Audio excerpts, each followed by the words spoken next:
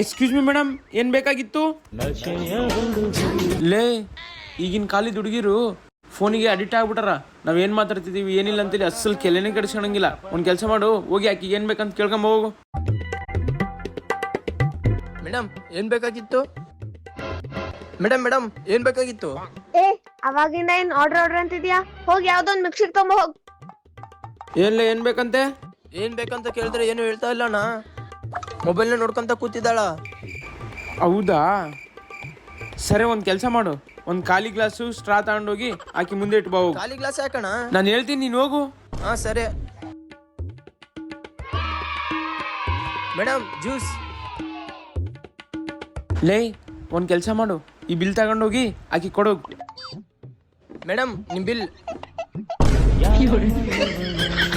Excuse me madam, ಹೆಂಗಿತ್ತು juice? ಹಾ ಚೆನ್ನಾಗಿದೆ.